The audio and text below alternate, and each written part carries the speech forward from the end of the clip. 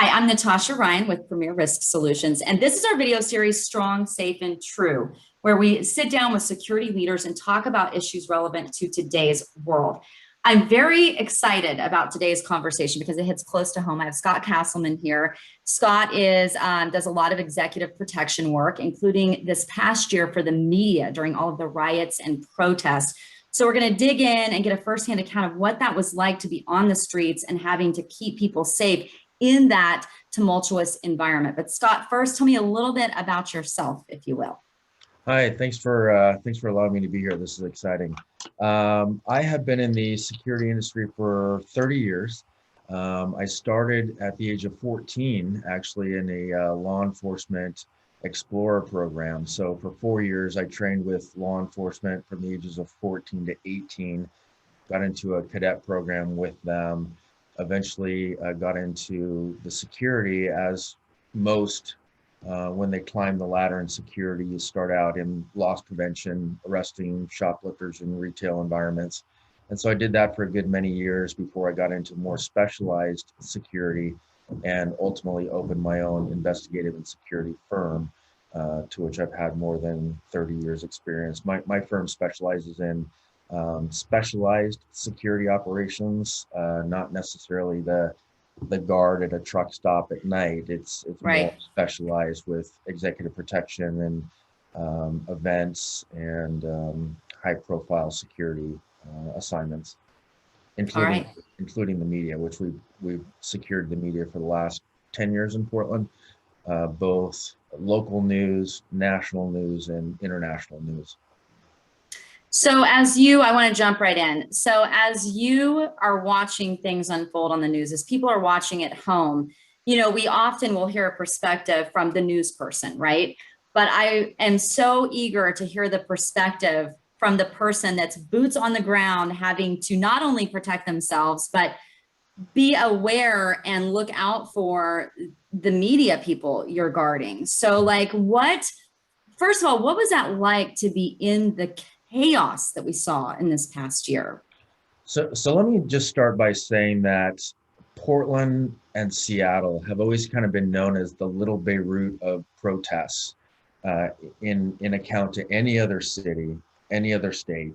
Portland and Seattle have always been. So for the last, 20 years, I've been involved in the protests in Portland, and I've seen them escalate over the last several years. They've always been troubling. They've always been difficult, and they've always been dangerous. But over the last several years, I've seen a significant increase in the danger posed towards the media. And so, while I may talk in, lighthearted anecdotes on occasions in regards to what I do, it is troubling to be on the streets of Portland, and I'm sure on the streets of Seattle as well. And it's very dangerous for the media, very dangerous for the camera people and the reporters and the security to provide protection for them. So while I may joke around during the course of the interview, it really is a serious risk to the media. And again, I've seen it significantly increase the threats and the risks to the media in the last, I would even say, 1 year. In fact, I had a gentleman that was shot and killed in front of me, literally 6 feet from us. And by the grace of God, our camera guy was having some issues with his camera, and he had to stop. Otherwise, we would have been right there when the shots rang out, and that gentleman was killed on the streets of Portland. So um, there's a variety of threats that are seen and unseen to the media, to include cars racing through the crowds. We were almost struck by a vehicle on Burnside this summer that just got tired of the protesters, and we would have been, a casualty of war, so to speak. It could have been an unintentional assault on us because we just happened to be there, and you don't have to necessarily the element that's down in Portland, whether it's the counter protesters, whether it's the people that are just frustrated with the protests, or whether it's Antifa or Black Bloc or Black Lives Matter, the people that are involved in the protest, it's very easy to become an unintended target Mm. of violence, again, by cars running through the crowd, and they don't know if we're involved in the protest, not involved in the protest, covering it from the media. So it is really dangerous. I kind of wanted to preface Sure. the interview by No, I saying, think it's really nice to put that up front and say that, because I think a lot of people think, especially having the media, some would say, well, you chose this job, or, this is part of it. But the threat is real for potential loss of life. So I'm glad to see media companies stepping up and actually paying for protection and trying to keep their people safe through all of this. I've been very relieved to see that through the past, year and a half. Um, Again, I go back to, we talked prior to hitting record on the Zoom call. And one of the things that I'm fascinated with is not only now in the security world, when you go to do this on the streets, protecting media, do you need to know your bag of tricks? But you were talking about how now you knew what live view was. When I say Frezzy, the top of the light camera, you know what that is. So you're having to learn the media lingo and an industry too in order to keep them safe. Would you say that's accurate? absolutely. And it's basically a matter of working so closely with the media and knowing that the tools that they use and when they're doing their live shots, and being prepared for that, because the media, bless their heart, they have a job to do, and they don't communicate with us really well in regards to what they plan on doing, because oftentimes they don't even It's ad libbing necessarily off the know what cuff. their Yep. plan is. Yep. Yep. So we have to make decisions, security decisions, to keep them safe on the fly with the chaos of the media. And they get calls from producers, and they have to be sent here to there to get this shot, to get that shot. And so we can't have, when you're doing protection of somebody, you should have a dialogue with that individual about what the plan is and how you're going to keep them safe during that course of their plan. And we don't have the luxury of doing that because it's the news and things are It's on the unfolding fly. around you. So yeah, we learn real quickly that they have this light on top of the camera that comes on that is essentially a beacon to Beacon. everybody who is opposed to the media. And in Portland, I would say that 80% of the people in Portland are opposed to the media for one reason or another. They think whatever their views are. So we have to advise the media, when you're about to do your live shot here in the middle of this chaos, wait 5 seconds before you actually start talking, before you turn that light on, because you're just, it's a beacon, and it's going to attract that element to us, and that's what we want to avoid. Uh, Right. Same thing with the flags that they put on the microphones that say what station they're with or what channel they're with. Those need to be removed. The jackets that they wear that has Right. The branded. their agency on it needs to be removed. You need to be as benign as possible, um, so that they don't know if you're a streamer or independent media or whomever. You don't want to draw attention to yourself. Sure. I know that we even, at my former station, we went away from having marked cars Mhm. simply because you don't want to be a target. And the light thing has always been, you know, in effect in tumultuous, potentially dangerous situations, because you're right. It's like a spotlight. Look at me, look at us, come over. So We understand from a security standpoint that it's necessary for that, but if we can direct them to go under a street lamp to get their shot, maybe it's 8 feet from where you ideally want to have your shot, but if we can move under this street lamp and it gives you the light that you need to get your shot, let's do that as opposed to turning this on. Because one of the biggest issues that we deal with in security is just keeping the media safe. And what we've learned over, I probably have 400 or 500 or more protests under my belt, many of those being civil disturbances and riots, and there is a difference. And what we've learned is that when there is not a police presence, that the crowd will turn their attention towards media because they have to have something to fight. They Yeah. have to have, they have to have, uh, they have to have something to fight.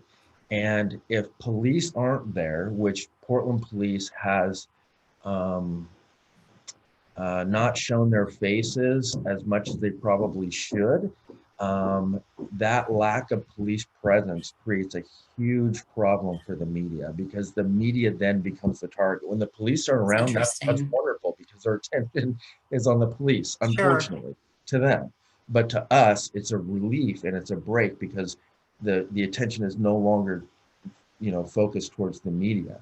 And if the police are not around or the federal law enforcement is not around, they're going to find something to fight because they're down there to fight. Don't let anyone tell you any different. When they're down there, they're there for a fight. So when dealing, one thing that you had mentioned that I find very interesting too is you also know and have to learn how to move through these crowds. Etiquette, what to say, when to speak, when to keep your mouth shut. Is that a huge learning curve, or have you kind of learned this through other security details? Yeah, so my experience in training, I've been trained with Blackwater, Executive Protection Institute, Sig Sauer Academy. I've had a lot of really, really good, solid, formal personal protection training. All of that stuff is important, but equally as important, if not more important, is how am I going to dress when I go to protect the media? What can I say? What can I not say? What do I need with me? How am I going to coach the media to Sure. react to comments by the people that are down there? Because we can either be an asset to the media or we're going to be a liability. And you can have the best training and experience as a protection professional in the world, but you could still be a liability for the media by wearing a thin blue line baseball cap or Sure. 511 pants or a 9 line t-shirt or anything that would indicate that you have a political preference, that you support law enforcement. And whatever your personal opinion is, on a personal level, I support law enforcement 100%. Sure. I Sure. support the Yes. federal law enforcement. And a lot of those Portland police officers are friends of mine. And I'll see them at the protests. But I will look the other way and not come up to them and say, thank you for doing what you're doing. You want to do nothing more than put your arm around them and say, Right. I know Right. what you're going through. This is terrible. I literally have to turn my head on my friends because I have a job to do. And that job is to keep the media safe. And if I engage with law enforcement, there's 100 to 1,000 people watching my every move. And if they see that I have a relationship with the police, I then become a liability for the media that I'm protecting. So as difficult as it is to turn your back to the police, they're there doing a job. I'm there doing a job, and they understand that.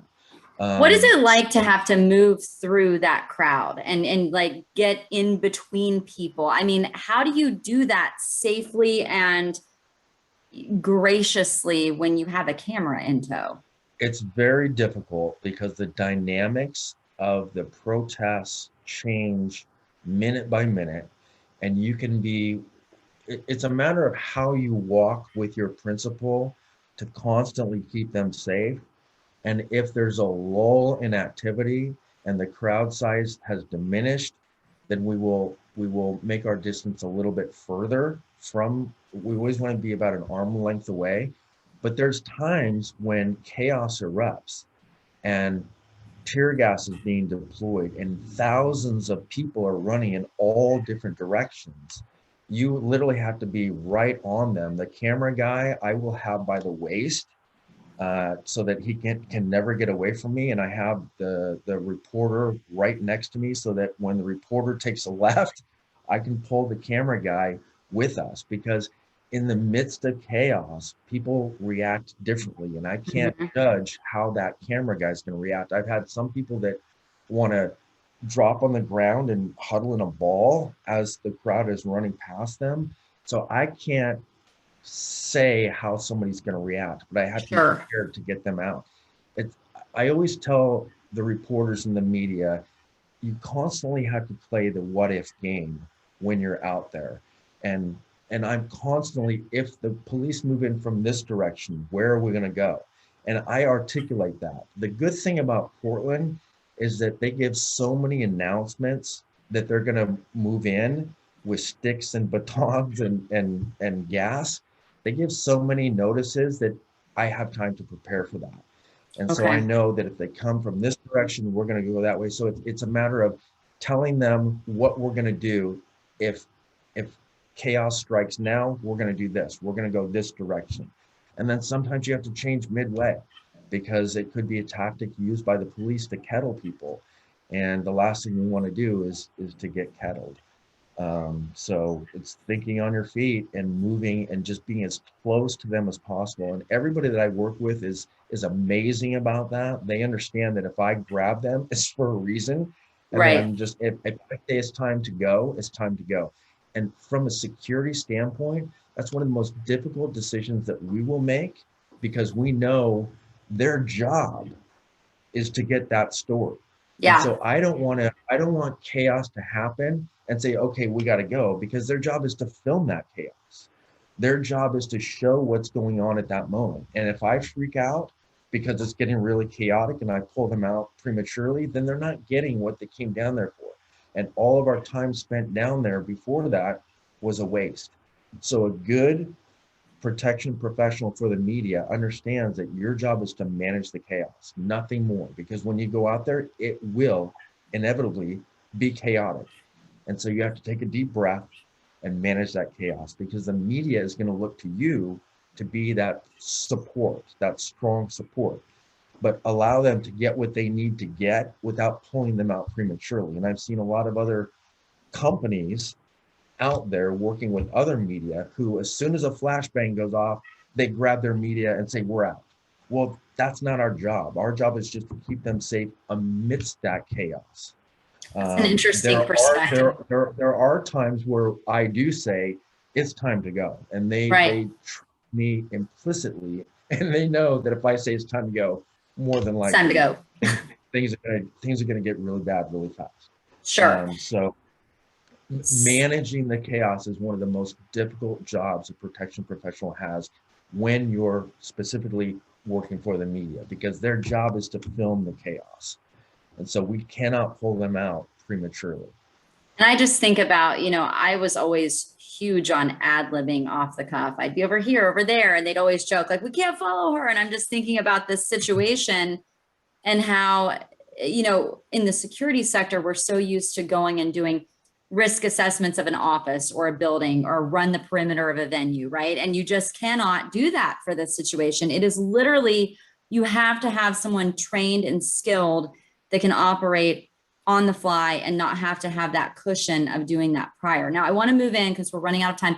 I want to move into another point you brought up that was really, really good about how, in the media, there's live view now. So essentially it's the technology capability of being live all the time. You're constantly live streaming.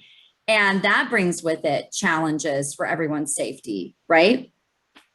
Absolutely. So we have to pay really close attention. So the camera guys will wear a backpack. In that backpack is a little screen. Within that screen is the TV view, Yeah, which is the camera view. So we are constantly looking at that screen to see if there's a red live on there, sure. because during long protests, and Portland has some protests that go on for hours and Marathons, hours. And right, right. I don't want to say protest because I think that doesn't do justice for what it really is. It's they're civil disturbances, they're unrest, and they're riots. Yeah, So when that's going on, the camera may be on for hours at a time, going to the station. The station then streams that video. So when you're with the media, you develop a rapport with them. You become friends. And so you talk about things. Some of it may be the behaviors of some of the people in the crowd. sure, It sure. may be what's weirding you out about a certain individual, Yeah. or it may be a political view of what's being protested at the time.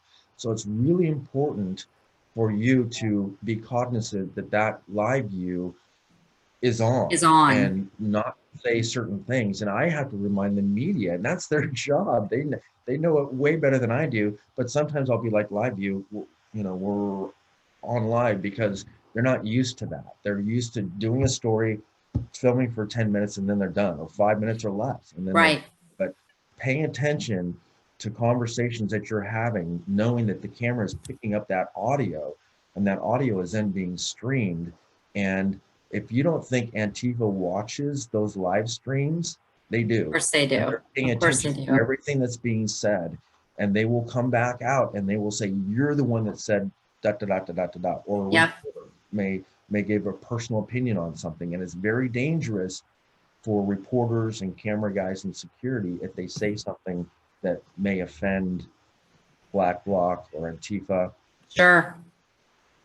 I'm just pulling this up as you talk, Scott. I want to make sure we get to your takeaways through this. So, again, you've got to have the proper training, right? Specific to protest and riots, because as we talked about, it's so on the fly, it requires a different type of training. And then use proper etiquette when moving through, wear the right attire to not attract attention, know how and when to speak with protesters, and ensure you have the proper gear. And of course, this is the most important, right? If you want to just hit on this one more time, I'll let you kind of take this over.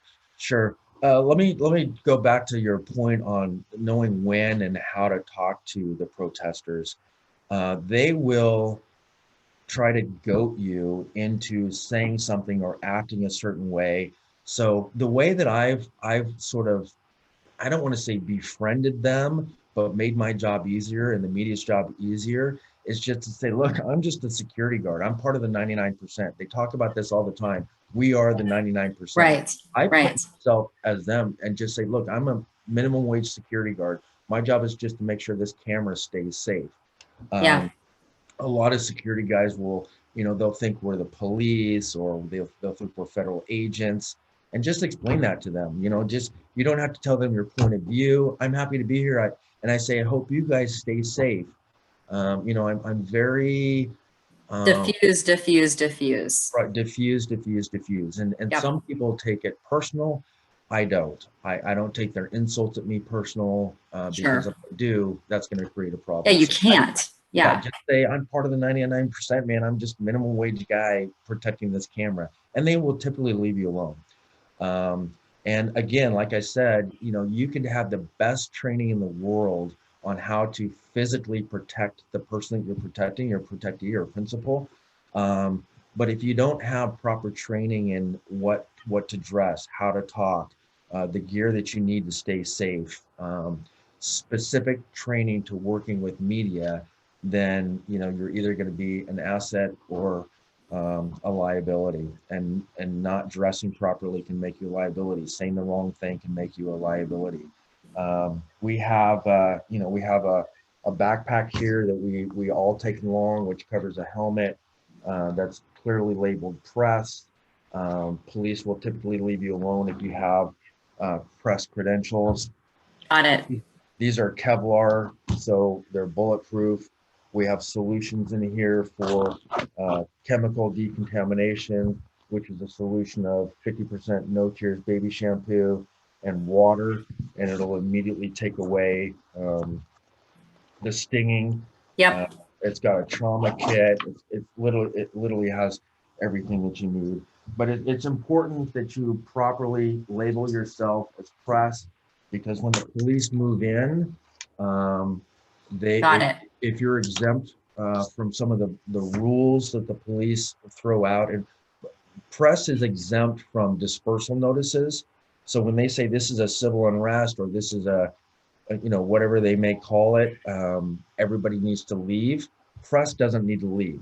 Legitimate press doesn't Right. need to leave, because every Antifa and their mother now has a press. That. Yeah. Right. Have, Print it out at home. Written Put plastic over it. Yeah. Yeah. But the police knows the difference between legitimate media. We have credentials. I'm going to hide the company, but we have Sure. press credentials that we wear Sure. around. They're on a lanyard, and we'll only pull these out if there's a police presence, because we don't want anyone to know Right. station. Right. That makes sense. Yeah. Yeah. So knowing that, when I say press is exempt from police orders, I want to be clear in that they still have to abide by their Sure. No, commands. and press knows that They for can't sure. impede. Yes. They can't impede. If they say get up on the sidewalk, you can't film from the middle of the street. You need to get up on the sidewalk. You need to do Sure. what they tell you to do, because the last thing you want to do is be an unintended consequence of police tactics. And Correct. Yes. yeah, and yeah.